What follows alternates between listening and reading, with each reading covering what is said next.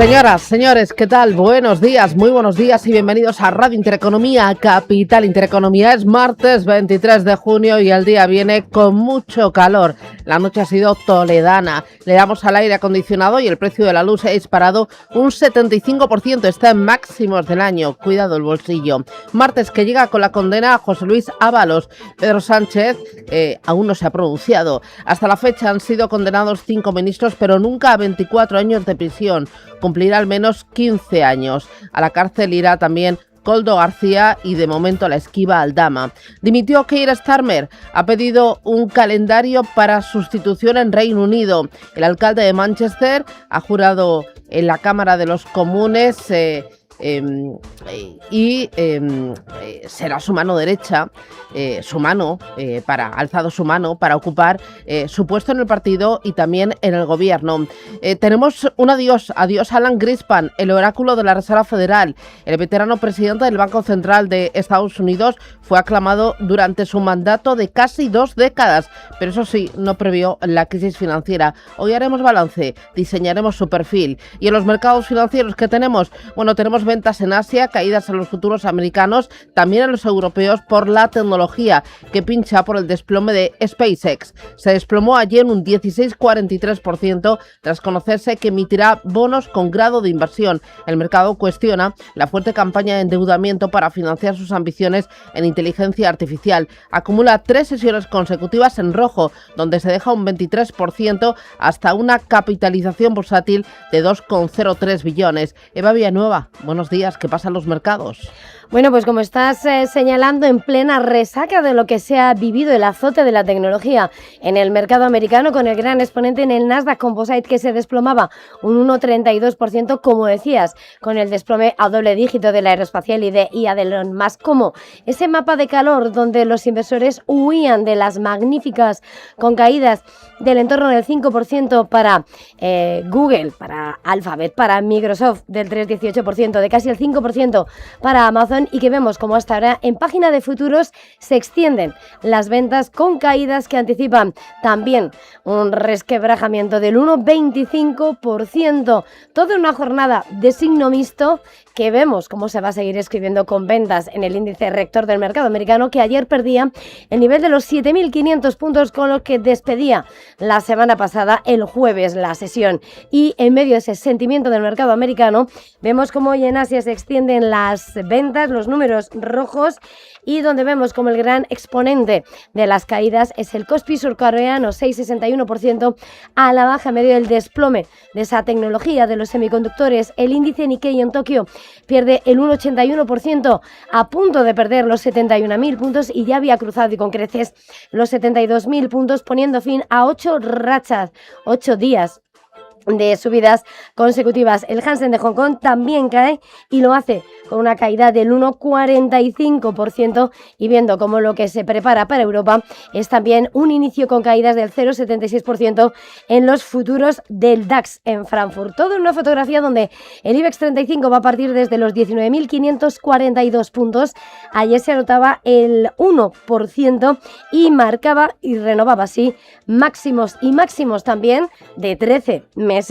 Cerca de ese nivel está el índice dólar, el billete verde, frente a las principales divisas, que marca hasta ahora 101,07 unidades en un escenario donde es cierto que se han relajado las tensiones geopolíticas, pero se vigila de cerca las noticias sobre Irán, y donde se ve como hay expectativas crecientes de subidas de tipos por parte de la FED, algo que también se cotiza en el oro. Hay menos demanda sobre el activo metal precioso, cae el 1,36%, $4.134, y vemos también esos precios del petróleo retrocediendo hasta los $77,62 en la fotografía. Viendo esas divisas, decíamos, si el dólar está fuerte, el euro retrocede hasta 1,1422 unidades. Y en Reino Unido, todo preparado para que Andy Burnham se convierta en el 7º primer ministro británico en apenas 10 años tras la dimisión de Starmer, un relevo que llega precisamente cuando se cumplen 10 años del Brexit.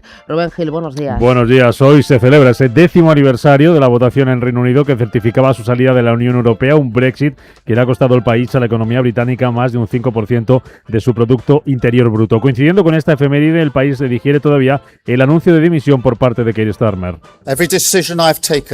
Cada decisión que he tomado ha tenido como prioridad el país que amo. Por eso renunciaré como líder del Partido Laborista. Esta mañana hablé con Su Majestad el Rey para informarle de mi decisión.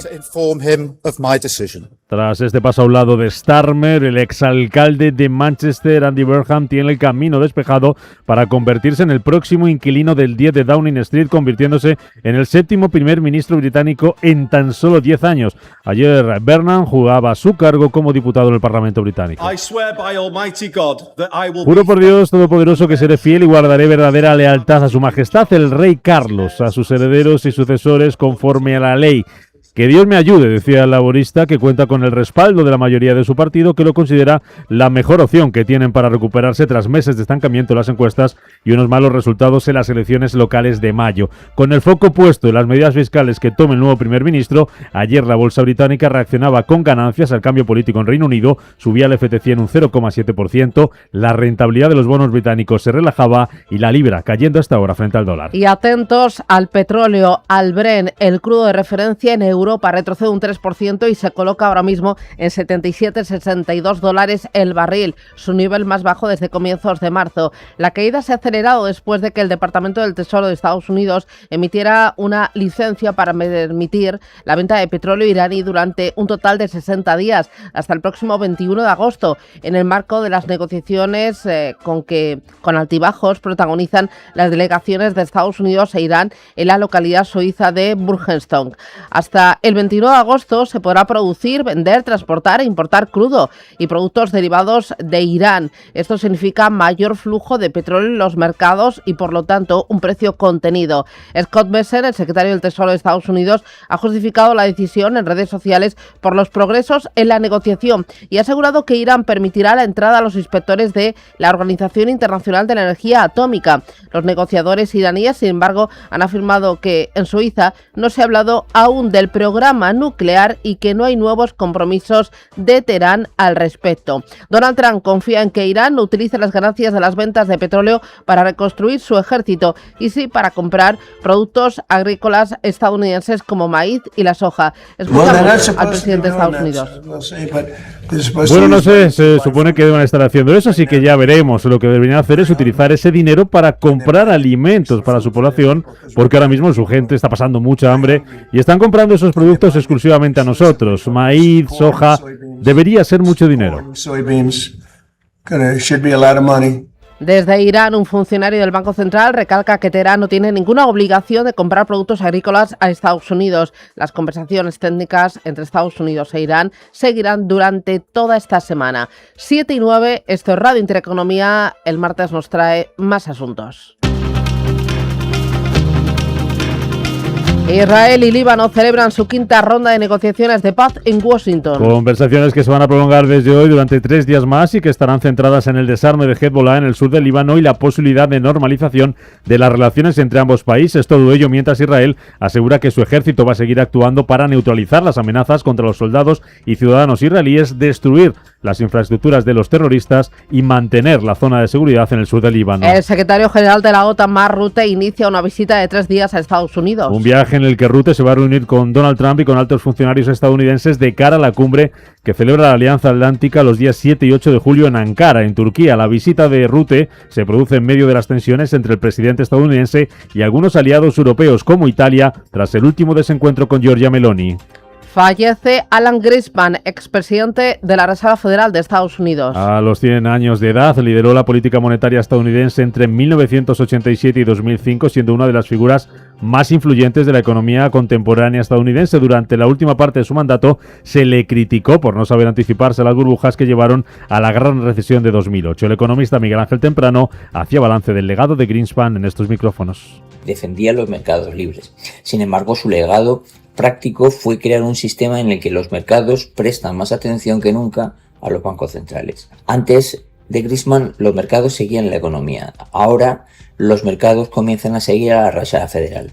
Y esa es precisamente la razón por la que 40 años después una sola frase del presidente de la Reserva Federal puede mover billones de dólares en cuestión de segundos. Aquí en casa el Partido Popular pide a Pedro Sánchez que convoque elecciones tras la sentencia que condena a Ábalos a 24 años de prisión por el caso Mascarillas.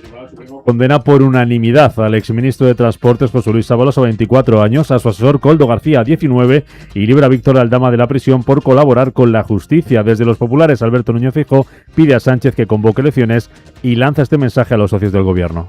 Reitero, ¿qué necesitan más los socios del gobierno para retirarle el apoyo y obligarle a convocar elecciones? Hoy se espera que el gobierno se pronuncie sobre esa sentencia tras el Consejo de Ministros y mañana Pedro Sánchez comparecerá en el Congreso en el último pleno de este periodo de sesiones. Un Sánchez que sigue pidiendo apoyo a sus socios para sacar adelante los presupuestos del año que viene. España, por tanto, se supera a sí misma y además creo que vamos a seguir haciéndolo. El Gobierno se va a batir, por supuesto, el cobre para sacar adelante los presupuestos generales del Estado.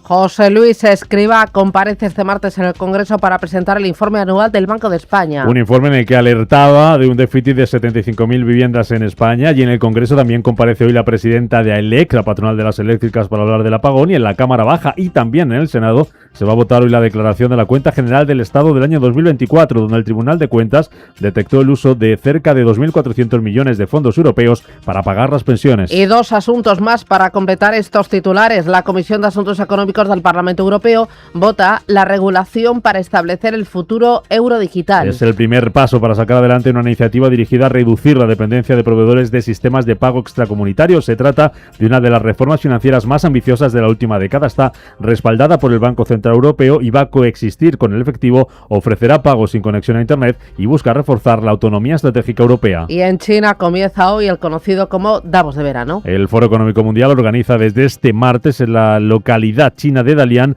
la reunión anual de los nuevos campeones, conocida como Davos de verano, con la participación, entre otros, del primer ministro chino Li Qian, y un programa centrado en la transformación del comercio, la tecnología, el empleo y la transición energética como fuente de competitividad. 7:16, miramos a los mercados, tiempo real de las plazas que están activas, generando información y por lo tanto generando oportunidades. Empezamos por Asia, los índices los tenemos todos en rojo a esta hora, Eva. Bueno, pues diríamos que sí, pero para llevarnos la contra, la India se está dando ahora mismo la vuelta, pero vamos, con una subida prácticamente insignificante del 0,03% para el Nifty. El resto, caídas abultadísimas, números rojos impulsados por la venta en tecnología, y tenemos, por supuesto, en la cima, pero por el lado de las caídas, al Kospi surcoreano. 7% es el desplome que se anota ahora el índice de Seúl, 8.469 puntos. El Nikkei en Japón pierde el 1,85%, pero se sostiene en los 71.000 puntos.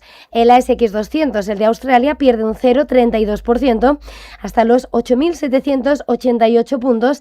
Y en la parte de China tenemos a la Continental, a Shanghái, cediendo 0,51%, 4.142 enteros, y el Hansen de Hong Kong 1,40%, es lo que cae hasta los 23.434 puntos. Todas las bolsas están mirando muy de cerca la evolución del barril tipo Brent, lo tenemos en 77,68 dólares. Hablamos del futuro del Brent, la referencia en Europa con vencimiento en agosto. Miramos ahora al VIX de volatilidad, el llamado índice del miedo, en 18,93 puntos, rebota un 3% frente al día de ayer. Vemos los futuros en Estados Unidos en rojo. ¿Cuánto están cayendo esos futuros, Eva? Los futuros americanos, lo que estamos viendo a esta hora es cómo están extendiendo las caídas mayoritarias de ayer en Wall Street. Los del Nasdaq, de hecho, están cayendo hasta ahora el 1,39%. Tenemos el futuro del Dow Jones, que ayer se salvaba y esquivaba las ventas, con retrocesos del 0,24%, y los futuros del S&P 500 abajo un 0,80%. Muy bien, echamos un vistazo ahora a los futuros en Europa, los tenemos también en negativo. El del DAX cae un 0,89%, el del Eurostock 50 retrocede un 0,90%. Vigilar también el futuro sobre el FT100 de Londres, lo tenemos en negativo con una caída del 0,80%. Muy pendiente de ese cambio de poder, de la dimisión de Keir Starmer, y también de un aniversario, el Brexit. Sí, porque justo el 24 de junio de 2016, pues pues los mercados reaccionaron a ese Brexit, a esa ruptura Reino Unido con Europa. Desde entonces, para que se hagan una idea, el FT100 de Londres ha subido un 67%. Pues bien, en este mismo periodo, el IBEX 35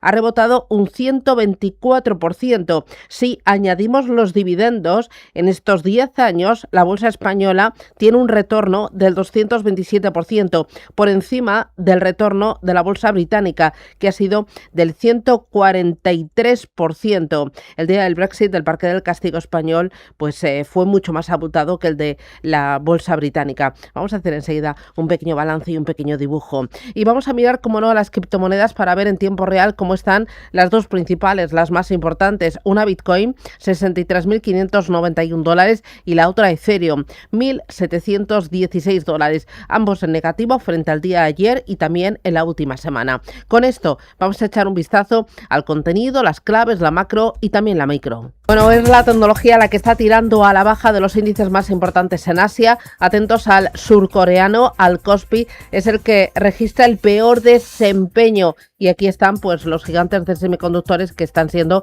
pues penalizados. Pues efectivamente, y además los que estaban reinando en los titulares, porque ayer decíamos, SK Hynix con subidas estaba superando a su rival Samsung en el trono de la mayor capitalizada de la bolsa de Seúl, y hoy vemos cómo los títulos de ambas se están cayendo con fuerza. SK Hynix pierde hasta ahora un 9,90%, está cayendo el Kospi un 7%, mientras que vemos también cómo las acciones de Samsung están retrocediendo casi un 7%, después de que ambos se hayan visto muy reforzados como grandes productores de memoria de alto ancho de banda utilizada en los procesadores de IA más avanzados. Recordemos además que SK Hynix es uno de los principales proveedores de Nvidia, pero tras el rally que se ha vivido en la IA, hoy toca, como veíamos en Wall Street, recogida de beneficios. De hecho, si miramos lo que está pasando en el resto de la región en Asia-Pacífico, el conglomerado inversor SoftBank está desplomándose un 8,68% en Tokio. Renesas Electronics con caídas del 3%. Y por supuesto, lo que sí vemos aún así es como no todos son ventas. En Hong Kong, SMIC, el de las manufacturas, está recuperándose el 1,14%. Huajón también sube el 1,76%. Y si miramos, entre otros protagonistas, a la taiwanesa, TSMC hoy retrocede un 0,20%. La startup India Cred recaudará $900 millones en una ronda de financiación liderada por la magnífica Meta. Pues sí, efectivamente, la de Mark Zuckerberg, que entra en escena, que pronto se va a convertir en el inversor minoritario más relevante de esa startup, valorada en más de $4.000 millones en esa última ronda de financiación, según ha informado la empresa india en un comunicado. Estos fondos se van a utilizar para acelerar el crecimiento, fortalecer su posición institucional y extender su liderazgo en diversas categorías. Cred es una plataforma diseñada para indios adinerados y con buen historial crediticio que los recompensa por usarla para administrar y pagar sus facturas de tarjetas de crédito. En el mercado Forex, en el mercado de divisas, el yen se revaloriza ante una posible intervención. Pues sí, está en el punto de mira esa divisa nipona en 161,60 unidades frente al dólar, que por cierto se encuentra cerca de máximos de un año, y entonces se va acrecentando esa posibilidad de una intervención después de que el Banco de Japón haya subido tipos después de las inyecciones, las compras llevadas a cabo por Tokio para frenar la depreciación del yen. A estas alturas, la ministra de Finanzas nipona, Satsuki Katayama, ha señalado que Japón y Estados Unidos van a tomar medidas firmes en el mercado de divisas siempre que sea necesario. Unas declaraciones que ha puesto sobre la mesa tras hablar con su homólogo estadounidense, el secretario del Tesoro, Scott Bessent, ante la caída del yen, que, como les venimos contando hace días, roza mínimos de casi 40 años. Vamos a escuchar a Katayama. Decía que hay un acuerdo sólido entre Japón y Estados Unidos y hemos acordado que tomaremos medidas decisivas si es necesario, sin vacilación. Pudimos tener una buena conversación sobre los diversos cambios en la situación económica mundial y dice y cree que nuestra comprensión mutua es muy similar. Con todo, el rendimiento del bono japonés a 2 años ha subido al 1,415%. 7:23, miramos a Europa. Ángeles Lozano, ¿qué tal? Muy buenos días. Muy buenos días a todos. Para el día de hoy, ¿qué tienes? Bueno, pues vamos a conocer el dato de PMI compuesto, el dato preliminar de junio en la eurozona y en el Reino Unido. Ojo, porque en la anterior publicación, en ambos casos, quedó por debajo de 50. Ya saben, la línea que marca la contracción de la expansión. Además, se va a conocer el saldo de la balanza comercial de abril en España y vamos a estar muy pendientes del sector automovilístico. Las ventas de coches nuevos en Europa aumentaron un 3,6% interanual en el mes de mayo, hasta 1,15 millones de vehículos. Parece que la sólida demanda de vehículos eléctricos e híbridos compensó un fuerte descenso en los modelos tradicionales de motor de combustión. Sin abandonar el sector, Valeo anunció ayer por la noche la firma de un acuerdo con Nissan destinado a lanzar una oferta de recarga para vehículos eléctricos en el mercado europeo. Y Porsche celebra hoy su Junta General de Accionistas. Fuera del sector, miraremos a Duro Felguera, que reduce su capital a la mitad y convierte 10 millones de deuda en nuevas acciones, buscando mejorar la situación económica. El IBEX 35 partirá hoy desde los 19.542 puntos. Ayer rebotó un 1%. Lideró las ganancias en Europa con las constructoras, con IAG y con los bancos como motores. También se cotizaron las negociaciones de paz entre Estados Unidos e Irán. Hazme ahí un pequeño dibujito. Pues hoy, sin embargo, parece que vamos a abrir a la baja por esas caídas en el sector tecnológico. Como decía, SACIR subió más de un 3%, ACS ganaba un 2,9% y IAG se anotaba un 2,7% en una sesión de recortes en el petróleo, donde los analistas de Deutsche Bank elevaban la valoración sobre el holding de aerolíneas. Por el contrario, frenazo para Indra, que bajó un 2,65%, Telefónica se dejaba un 2,6% y Puig perdía más de 1,5 puntos porcentual. La renta variable europea con tendencia dispar, el DAX subía un 0,45%, París cedía un 0,25% y Londres ganaba un 0,7%, a pesar de la incertidumbre política en el país y de que muchos ciudadanos a 10 años del Brexit piensan que aquella separación fue un error, aunque también parece irreversible. Escuchamos a Beatriz Catalán de Ibercaja Gestión. Creo que es muy difícil que se produzca esa vuelta atrás y sí que es cierto pues que la economía británica, ¿no?, pues adolece de cierto parón, ¿no?, de crecimiento y sobre todo yo diría que también con una economía con un foco de inflación bastante más elevado que lo que podríamos ver en el resto de Europa, ¿no?, lo que hace que pues, su Banco Central haya tenido que aplicar políticas monetarias en general más restrictivas. De ahí a que pudiéramos volver, la verdad es que se me antoja bastante muy complicado. Seguiremos muy de cerca la actualidad política en el Reino Unido y ayer destacar precisamente que la Bolsa de Londres EasyJet cotizaba al alza la decisión de rechazar la oferta presentada por la firma Castlelake al estimar insuficiente su valoración. Subió un 2,6%. Nordex, tras recibir 3 pedidos en Estados Unidos, concluyó con un alza del 2,35% y en Francia Carrefour se vio impulsado por una mejora de recomendación de Morgan Stanley y avanzaba 3,5 puntos porcentuales. 10 años después del Brexit, en este periodo el IBEX 35 ha duplicado a la bolsa británica. Suma el IBEX 35 un 124% desde entonces. El FT100 de Londres suma un 67%. Pero ojo, porque el día posterior a anunciarse el Brexit, vimos que el varapalo para la renta variable española fue importante, superior al 12,5%. ¿Por qué? Pues sobre todo por la presencia de empresas españolas en Reino Unido. Estoy pensando en un Telefónica, en un Ferrovial, en un Santander o también en un Iberdrola. Son las 7:27. Ojo, porque a partir de las 8:15 hablaremos con Daniel Lacalle, economista, y con él haremos balance de estos 10 años. Veremos el coste del Brexit para Europa, para el Reino Unido. Veremos si es posible dar marcha atrás y también veremos cuáles son los desafíos en materia económica, de reformas estructurales para Reino Unido después de la dimisión de Keir Starmer. Miramos ahora a Estados Unidos.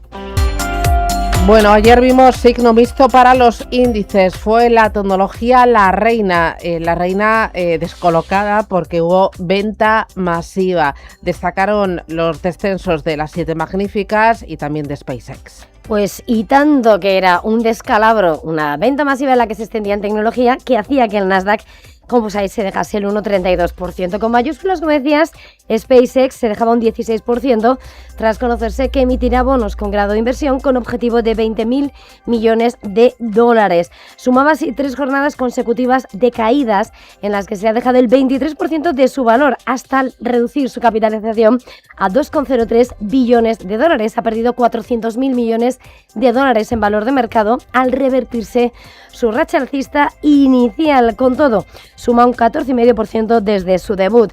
Entre las malas noticias que le rodeaban ayer, el proveedor global de índices MSCI le daba la peor calificación, SG con triple C mayúscula. Las acciones que han protagonizado, por tanto, la jornada de ayer y que hacía que esa venta masiva se extendiera en la fuga de los inversores en las magníficas, con caídas del entorno del 5% para Amazon, para Alphabet.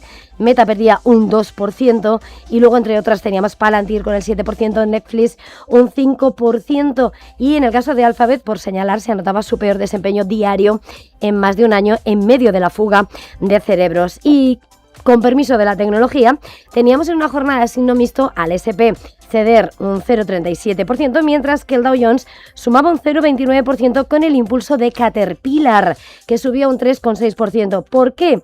Pues la firma de un acuerdo de Chevron y Microsoft de acuerdo de compra de energía beneficia a Caterpillar porque su filial Vennova aportará parte de esa capacidad adicional en ese acuerdo de energía. Bueno, hoy pendientes de alguna compañía importante, pero también de datos de actividad económica. Cuéntame.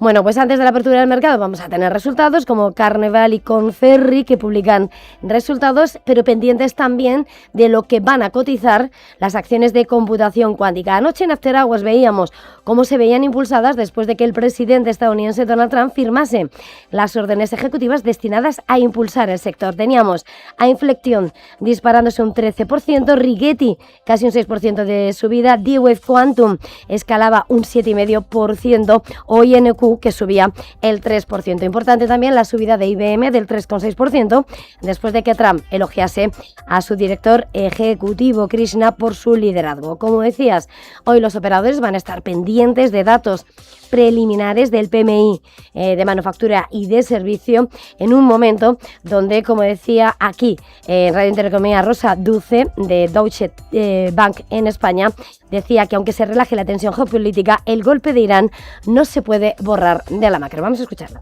Está claro que por lo menos los riesgos a corto plazo ligados a la geopolítica pues se han ido alejando, aunque siguen estando ahí, porque hay que recordar que esto es un preacuerdo y que tenemos 60 días para negociar, pero el daño ya está hecho. Tenemos un crecimiento en Europa que probablemente se vea resentido este año algo como consecuencia de esa dependencia energética y la subida de los precios, y es verdad que hay regiones como la zona asiática pues que también van a poder sufrir, ¿no?, por esa dependencia energética, mientras que en Estados Unidos a lo mejor en términos económicos no ha cambiado mucho, pero en términos de política monetaria, efectivamente, y lo vimos la semana pasada, pues ha cambiado radicalmente. Precisamente sobre expectativas, Bank of America ha revisado sus perspectivas sobre la Fed y ahora prevé 3 subidas de tipos de interés, 75 puntos básicos este año, y luego una pausa prolongada. 7:32, esto es Radio Intereconomía. 7:34, Ignacio Baquiano, Country Manager en Lever SAS. Baquiano, ¿qué tal? Buenos días, bienvenido. Hola Susana, muy buenos días. Bueno, antes de repasar el mercado americano, las claves, los últimos resultados, hacer un poco el perfilado de Alan Greenspan, me gustaría detenerme en Asia con esa caída que está experimentando el Kospi. ¿Cuánto está bajando ahora mismo, Eva? Pues tenemos precisamente al Kospi surcoreano con una caída del 8%, lo tenemos en 8.375 puntos.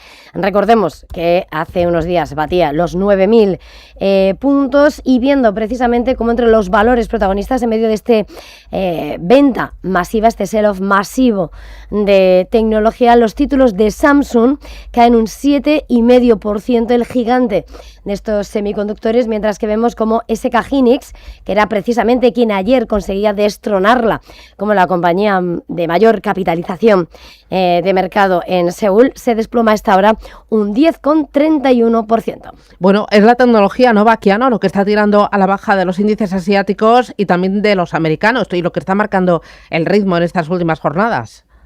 Sí, completamente. Los semiconductores que incluso ayer tuvieron muy buena sesión dentro de Estados Unidos porque Micron marcaba nuevos máximos con subidas del 5%, también Intel subió un 3,5%, está cotizando en $140.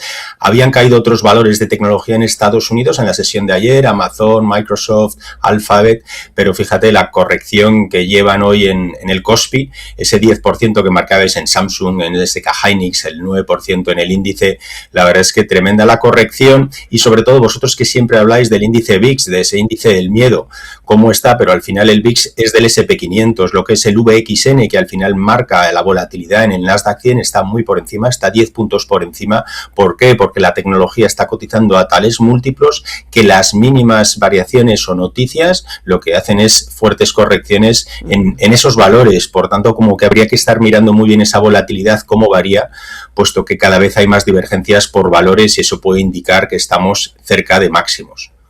Bueno, aquí claves SpaceX, llevan en 3 jornadas una caída del 23% y ayer anunciaba una emisión de deuda para financiar sus ambiciones en inteligencia artificial. ¿Qué ocurre? ¿Que el mercado no se lo termina de creer o qué?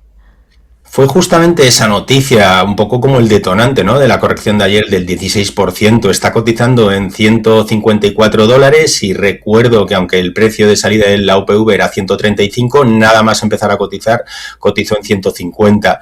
Bueno, el mercado tiene sus dudas, cada vez empiezan a salir más casas de análisis hablando un poco de esa valoración que tiene y como que es difícil creerse a corto plazo que esto pueda ser, digamos, un chollo en estos precios, ¿no?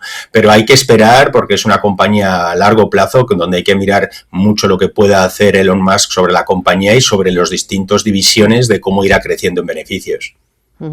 Mañana al cierre tenemos Micron. Ayer conocimos ese acuerdo con Anthropic y bueno, llevó una subida totalmente meteórica, bárbaro. Sí, es un 300% o por encima de 300% lo que lleva desde el 30 de marzo, subida meteórica y realmente si miramos Micron en términos de valoración todavía es una compañía que está barata, está cotizando a PER 12, PER 13 a los próximos 12 meses beneficios, todo lo que hacen que son memorias DRAM está en el máximo, han subido 4,5 veces en el último año el precio, pero todavía no se está materializando digamos en compañías que tienen contratos a largo plazo, por ejemplo Apple, pero ya está hablando de cómo van a tener que subir los precios de los iPhone por las memorias de Micron, esas fuertes subidas. Se está hablando de compañías chinas que puedan empezar, digamos, a suplir chips de DRAM y de NAND Flash Memory, pero eso realmente no va a llegar hasta 2028 y por tanto esos precios van a seguir subiendo. Hoy también vamos a tener resultados de Carnival, FedEx, alguna que otra más, ¿no? Sí, también KB Home, y yo creo que es indicativo un poco de la economía americana porque son, digamos, 3 compañías importantes. KB Home a nivel de sector inmobiliario, constructor, ya que el último año no ha sido muy bueno y se esperan resultados que casi sean un 50% menos de beneficio que el año anterior, pero FedEx es muy buen barómetro de lo que es la economía americana por paquetería y transporte de mercancías, y Carnival, fundamental a nivel de turismo, de cómo está la demanda, que está realmente positiva tras toda la salida del COVID. La compañía, lo que era prácticamente $7, hoy está cotizando en 30. Realmente yo creo que es indicativo de economía americana, aparte de todo el ruido que hay en tecnología. Ayer tuvimos también resultados, Domino's Pizza.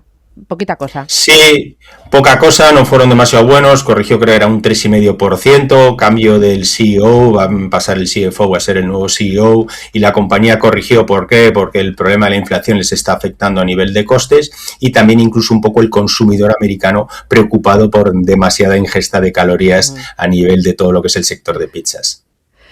Oye, petróleo, bonos y oro también, ¿cómo los estás viendo? Bueno, el oro un poco a la corrección, petróleo está en $77, también apuntaría aquí que ha habido una subida del dólar y eso al final lo que hace es un poco caer en esa cotización a ciertas materias primas. Yo creo que eso está dando un poco de tono positivo al mercado en otros aspectos y realmente estamos viendo caídas muy fuertes en todo lo que es el sector energía, que a lo mejor pudiera ser indicativo de posible compra a medio o largo plazo. Oye, me interesa también Alan Greenspan, nos ha dejado, presidió la Reserva Federal entre 1987 y el año 2006. Yo recuerdo aquello de la exuberancia irracional, nos acompañó a muchos al principio de nuestra trayectoria como plumillas especializados en economía y finanzas. Oye, ¿con qué te quedas? Luces y también sombras. Es muy difícil resumir a Greenspan en 1, 2, 3 minutos que tengamos, o sea, me estaría casi hablando media hora sobre él, pero sí lo resumiría en que ha vivido 100 años, con 40 años escribe un ensayo con Ayn Rand en cuanto a la importancia de tener oro para protegerte de problemas inflacionarios o como las monedas fiat, los bancos centrales, digamos, hacen perder valor adquisitivo. Luego, con 61 años, llega presidente de la FED, es decir, se pasa al otro lado, y cómo, digamos, que no regulaba o que no quería regular demasiado el mercado, y como esas sombras que apuntabas, como en el año 2006 que él deja la Reserva Federal como presidente, los problemas que subvienen en 2008 con las hipotecas subprime, productos derivados estructurados de bancos por esa falta de regulación. Pero yo creo que habría que hacer un balance más bien positivo de su gestión, de cómo gestionó la FED. Es muy importante también, cuando él llega a la FED en el año 87, no había ruedas de prensa, ni siquiera la FED anunciaba si había tocado tipos o no en sus reuniones. Te enterabas semanas después con esos minutos de la FED que hoy seguimos viendo, pero fue el primero, digamos, en establecer esos comunicados que no llegaron hasta el año 94. Ruedas de prensa dando transparencia, o en teoría transparencia, porque él siempre hablaba en unos tonos y en unas palabras tan complejas y tan difíciles de entender que realmente casi hablaba para que no le entendieran, pero sí por lo menos anunciaba esas bajadas o subidas de tipos. Bueno, Alan Greenspan, el oráculo, bueno, tremendo. Oye, muchísimas gracias, Baquiano, por este balance, este resumen. Sabes que hoy me has descolocado, te espero los viernes, hoy es martes, así que me temo que la semana se me va a hacer más larga y será por tu culpa, que conste. Gracias, cuídate. Muchas gracias, no podía atenderos el viernes, que estoy de viaje de trabajo, así que muchas gracias y buena semana. Estupendo, adiós. Vamos con los diarios y empiezo con Expansión. Ferrovial, SACIR y ACS disparan la productividad del IBEX 35. Los grandes grupos aumentaron un 38% sus ingresos por empleado desde la pandemia. Telefónica podrá duplicar los ingresos por alquilar sus canalizaciones. Torres ve robusto y sano el mercado hipotecario y rechaza fijar topes. Cuenta también que Indra se adelanta en la puja de 1.500 millones en proyectos antidrón. Y destaca también un reportaje sobre la inversión extranjera en España. Crece un 22,5%. Madrid copa el 51% de la inversión en el primer trimestre, más del doble que Cataluña. En el diario 5 días, la bolsa española cuadruplica las ventas de acciones hasta cifras récord. Ampliaciones de capital, salidas a bolsa y colocaciones suman 9.000 millones en 2026. Orange demanda a Telefónica por publicidad engañosa.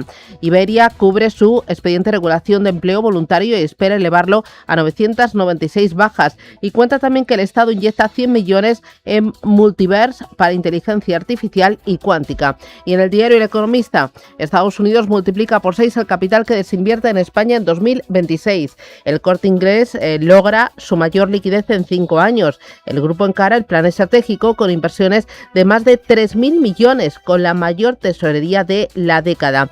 E interesante dos temas empresariales. Uno, Veolia invertirá 1.000 millones con el foco en residuos y reciclaje, y BBVA rechaza que los bancos fijen límites a las hipotecas. En los tres diarios destacan y hacen un reportaje sobre la muerte de Greenspan, el líder de la FED que impulsó a Estados Unidos hasta la crisis de 2008. Prensa nacional e internacional. Eva Keren, adelante. Pues comenzamos con El País, si te parece, con esa fotografía para el comisionista Víctor de Aldama, abandonando ayer el Tribunal Supremo. Un Supremo que condena a Ábalos a 24 años, deja libre a Aldama en la primera sentencia del caso Koldo, donde la sala atribuye al exministro a delitos de organización criminal, cohecho, malversación y tráfico de influencias. Además, el Poder Judicial abre el proceso para expedientar a Peinado. También, en página internacional, Starmer dimite como primer ministro por la presión de su partido. Bernam, exalcalde de Manchester, es el favorito para sucederle. El Mundo abre portada con la imagen del presidente de gobierno Pedro Sánchez, con el titular de condena unánime e implacable a la corrupción que llegó con Sánchez. Asimismo, también nos recuerda que Ábalos y Koldo tuvieron la seguridad de que el PSOE les iba a ayudar a anular sus casos, sin embargo ya hemos visto lo contrario. También titula y nos recuerda que el día de ayer Starmer se hundió, más un Reino Unido que nos digiere el Brexit, que hoy casualmente se cumplen 10 años desde su tomada de lugar. Vale. En la portada de La Razón, Reino Unido devora a su sexto primer ministro en una década, y en página de Tribunales Nacional, primer revés judicial al sanchismo con una condena histórica. Moncloa se atrinchera en la tesis del golpismo judicial para derribar al gobierno. En ABC se titula "El tribunal encumbra al fiscal anticorrupción y abre importantes pistas para futuras causas contra el PSOE". El calendario judicial que le espera a Moncloa incluye la sentencia al hermano del presidente, el juicio a Begoña y la investigación a Zapatero. En página de diarios americanos, en The Wall Street Journal, tras la dimisión de Starmer en Londres, las fuerzas que rompieron el sistema bipartidista en el Reino Unido, dice que la política británica ha pasado de ser predecible a atípica. Lo que parecía impensable antes es posible, que un populista impopular llegue al poder. Y en Washington Post la tensión aumenta mientras la Corte Suprema se prepara para dictaminar sobre 2 de los 3 casos sobre Donald Trump. En Reino Unido, The Times titula "Burkham intentará reforzar su imagen económica mientras avanza hacia el número 10 de Downing Street". El nuevo diputado de Marketfield prometerá proteger la economía y respetar las normas fiscales. Financial Times señala que SpaceX perdió $400.000 millones en valor de mercado al revertirse su racha alcista inicial. Las acciones del grupo de IA, cohetes de Elon Musk, se desploman más del 16%. En Europa tenemos Handelsblatt de Alemania titulando "La escandalosa conexión con China". El gobierno federal envía un auditor especial al centro Helmholtz y suspenden al director. Y en Francia, Le Monde nos recuerda que las aguas del Golfo de Vizcaya y del Mediterráneo se están sobrecalentando de nuevo. Es un reflejo perfecto de lo que está sucediendo en la atmósfera.